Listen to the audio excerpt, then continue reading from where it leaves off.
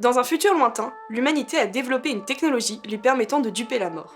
Les consciences et les souvenirs des gens sont désormais contenus dans un disque dur, les stacks, qui peuvent se brancher à différentes enveloppes corporelles. Enfin, dans la pratique, seuls les plus riches peuvent se permettre d'avoir des bonnes enveloppes corporelles. Enfin, c'est le futur, mais on change pas une société qui gagne. Takeshi Kovacs est un ancien soldat des forces spéciales qui s'est rebellé contre le protectorat. Après une lourde défaite, il est jeté en prison. Il est réveillé 250 ans plus tard pour enquêter sur la mort de l'homme le plus riche du monde, en échange de sa liberté. L'homme est mort dans ce qui apparaît être un suicide, mais personne n'y croit. Pas même la victime. Mais qu'est-ce que c'est que ce pataquès? Dans cet univers, on est face à une problématique hyper intéressante. La mort n'existe quasiment plus.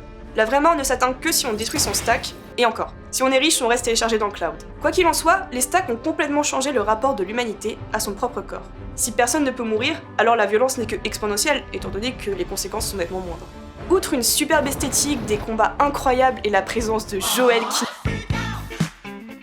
Centuries ago, America's kind of hip. La série pose la question des conséquences de cette pseudo-immortalité au sein de notre société. On a un vrai regard nuancé sur la question, dans un monde qui paraît authentique et habité par des personnages géniaux. Je vous invite donc à regarder cette belle saison, parce que quand même, Joel Kinnaman quoi. Mais y a pas une deuxième saison? Non, il n'y a qu'une seule saison. Ah. Ah. Oh.